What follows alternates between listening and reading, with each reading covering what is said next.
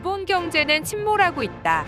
이제는 별다른 설명을 하지 않아도 일본의 경제가 침체되어 있고 매년 추락 중이라는 것은 대부분의 사람들이 잘 알고 있는 사실입니다. 30년째 경제가 침체된 디플레이션 사회가 된 일본은 더 이상 경제가 다시 살아날 조짐이 전혀 보이고 있지 않습니다.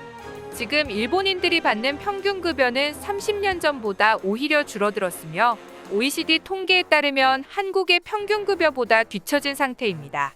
산케이 신문에 따르면 일본은 지난 30년간 임금 상승이 없었으며 물가 수준을 고려한 구매력 평가 기준으로 일본의 연평균 임금은 38,515달러로 한국의 41,960달러보다 낮게 나와 일본인들을 충격에 빠뜨렸습니다. 하지만 일본인들에게 진짜 큰 충격은 따로 있었습니다. 바로 일본의 GDP의 통계가 조작되어 있었다는 사실이 밝혀진 것인데요. 아베 정부에서부터 시작된 GDP 통계 조작은 일본인들이 성공적이었다고 믿고 있던 아베노믹스가 사실은 큰 실패를 하고 있었으며 아베 정권이 자신들의 실패를 감추기 위해 통계 조작을 해왔다는 일본 사회가 뒤집어질 정도의 큰 충격적인 사실이 공개가 되었기 때문입니다. 일본인들은 자신들이 지금까지 속았으며 삶이 나아지지 않았던 원흉이 자신들이 열렬히 지지해왔던 아베 때문이었다는 사실이 드러나 크게 충격을 받고 망연자실하고 있는 상황인데요.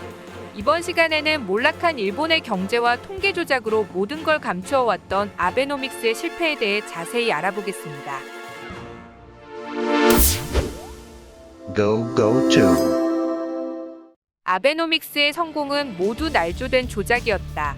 충격적인 폭로에 일본의 모든 사람들이 망연자실할 수밖에 없었습니다. 아베노믹스는 엔화를 마구 찍어내서 양적 완화를 하고 환율을 낮추어 수출 경쟁력을 올리고 일본의 물가를 올려 경제 성장을 하겠다고 하는 정책입니다. 수출을 하는 기업이 잘 되면 일본 내 다른 곳에도 좋은 영향을 미칠 것이라는 이른바 낙수 효과를 기대한 정책이기도 합니다.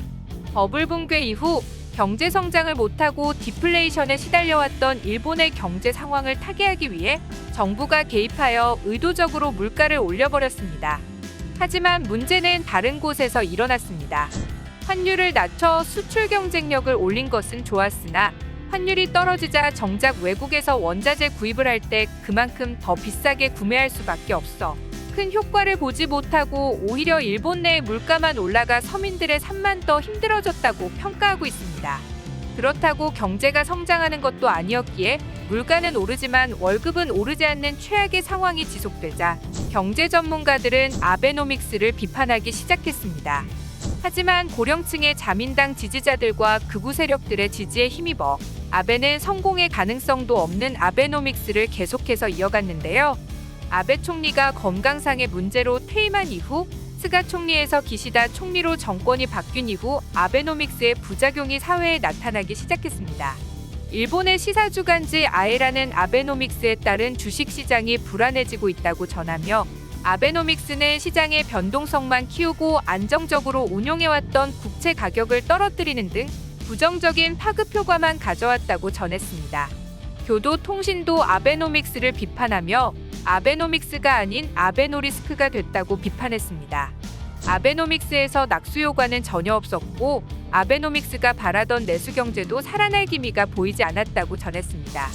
자민당에서 경제를 활성화시키기 위해 준비했던 비장의 카드인 도쿄올림픽 실패로 끝이 나면서 일본 경제의 반등은 결국 오지 않았습니다.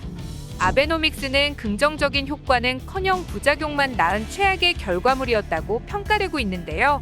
이 와중에 더더욱 충격적인 소식이 들려왔습니다. 아베가 재임 기간 중 GDP 통계를 조작하였다는 충격적인 소식이 전해진 것인데요. 2021년 12월 실제로 일본 국토교통성에서는 건설 수주 통계를 2012년부터 이중 계상하는 방식을 통해 GDP를 조작해온 것으로 드러났습니다. 이중 계상이란 건설 수주 실적을 이중으로 계산하여 결과적으로 실적을 부풀린 것으로 이로 인하여 일본 정부가 발표하는 자료에 대한 신뢰가 근본부터 흔들리게 되었습니다. 이러한 GDP 조작 방식의 예를 들자면 한 회사가 10월부터 석 달치 실적을 12월에 한꺼번에 낼 경우 이걸 모두 12월 실적으로 올렸으며 여기에 자료 제출이 없었던 10월과 11월은 실적을 0으로 계산하는 것이 아니라 다른 업체들의 평균치로 계산하는 방식으로 2번 계산에 넣어 결과적으로 실적을 크게 부풀렸다고 전했습니다. 일본 건설업체의 수주 실적은 2020년에 약 830조 원 규모에 이르는 것으로 나타났는데 통계 조작으로 실적이 부풀려진 것이 드러남에 따라 일본의 GDP 역시 실제보다 더 높아졌을 가능성이 제기되고 있습니다. 이에 대해 일본 회계검사원도 이미 지난 9월 일본 정부의 통계에 문제가 있다고 지적했습니다. 또한 아사히 신문에 따르면 국토교통성이 매월 집계에 공표하는 건설공사 수주 실적이 2013년부터 21년 3월까지 연간 1만 건 이상 이중으로 합산되어 통계법을 위반했을 우려가 있다고 보도했습니다. 일본의 주요 국가 통계를 내기 위한 조사가 대부분 아날로그식으로 이뤄져 있어 부정의 온상이 되고 있다는 분석이 니혼게이자의 신문에 의해 보도되었습니다. 일본 국토교통성은 전국 약 1만 2천 개의 건설업체를 추출해 매달 수주 실적을 취합하고 있는데 건설업체가 소속 지방자치단체에 실적을 제출하면 해당 지자체는 실적을 취합하여 국토교통성에 제출하는 시스템입니다. 국토교통성은 이때 지자체 담당자에게 숫자를 고쳐서 제출할 것을 지시했는데요. 한 지자체 통계 담당자는 전화 인터뷰에서 조작에 사용된 것은 연필과 지우개였다고 털어놨습니다. 건설업체가 연필로 작성해 제출한 자료를 지자체 담당자가 지우개로 지우고 다시 썼다는 것입니다. 종이로 작성을 할 경우 그때그때 상황에 맞춰 수정하는 게 훨씬 더 쉬워지므로 부정의 온상이 되기가 그만큼 더 쉬워지게 됩니다. 건설공사 수주 실적은 GDP 계산에도 이용되기 때문에 일본의 GDP 통계 자체가 실제보다 크게 부풀려졌을 가능성이 높다는 것입니다. 실제 이번 GDP 통계 조작도 도쿄도 건설국 과장에 증언한 것처럼 국토성에 제출하는 보고서는 연필이나 샤프로 작성되므로 국토성의 지시에 따라 그때그때 상황에 맞춰 수정해온 탓에 통계 조작이 가능했던 것으로 밝혀졌습니다. 전산 처리가 되지 않는 아날로그 방식이기 때문에 간단하게 연필이나 샤프로 쓴 글자를 지우고 거기에 자신들이 원하는 수치를 손으로 써넣는 단순한 방식으로 조작이 가능하다는 사실에 전 세계가 경악을 금치 못했습니다. 일본 정부는 10년 전부터 디지털 방식으로 통계를 작성하는 시스템을 도입했지만 여전히 핵심 통계의 70%를 아날로그 방식으로 조사하고 있습니다. 때문에 통계 조작과 부정할 여지가 커 정부 공식 통계의 신뢰성을 떨어뜨린다는 지적이 있어 왔는데요. 이번 사건으로 일본 정부가 실제로 통계 조작을 해왔다는 것이 단순한 의혹이 아닌 사실로 밝혀져 일본 정부의 신뢰도가 완전히 박살이 났으며 일본 정부의 발표 자체를 더 이상 믿을 수 없는 상황에 도달해버렸습니다. 국민 모두가 통계 수치를 인터넷으로 쉽게 볼 수 있기 때문에 통계를 함부로 조작할 수 없는 디지털 사회인 한국과는 매우 대비되는 모습이라고 할 수 있습니다. 이것은 매우 심각한 문제로 일본 경제의 신뢰도 자체가 근본부터 흔들리는 상황이 되었습니다. 이 소식에 가장 충격을 받은 것은 일본인들이었습니다. 우리가 지금까지 아베에게 속았다. 아베노믹스가 성공적이었다는 이야기는 다 거짓말이었다. 일본의 아날로그 처리 문화가 다른 나라에 비해 낙후되었다는 것을 느끼고 있었는데 이것이 다 조작을 위한 거였다니 라며 멘붕에 빠져버렸고 아베가 일본에게 큰 재앙을 가져다 주었다고 이야기하는 사람들도 나오고 있습니다. 일본인들은 자신들이 지금까지 속고 있었다는 것을 이제서야 깨달아 버린 것입니다.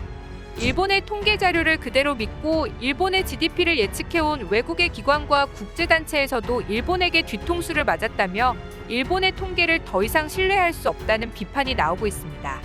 독일 라이프치히 대학교의 군터 슈나블 교수는 아베노믹스 이후 일본 정부의 경제 통계가 창의적으로 해석되고 조작 왜곡되고 있다는 비판을 지속적으로 제기하고 있습니다.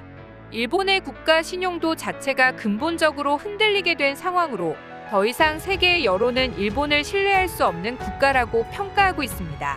이것은 안 그래도 어려운 일본 경제에 또 다른 악재를 가져다 준 상황으로 일본 정부에서 발표하는 공식 통계를 더 이상 신뢰할 수 없게 되었으며 이것은 외국의 투자자들이 일본을 떠나게 되는 큰 악재가 되었다고 지적하고 있습니다.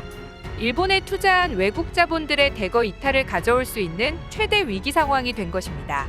기시다 후미오 총리는 이 사건에 대해 매우 유감이다. 경위를 확인하고 재발 방지를 위해 무엇을 해야 하는지 시급히 검토해 대응하겠다고 밝혔는데요.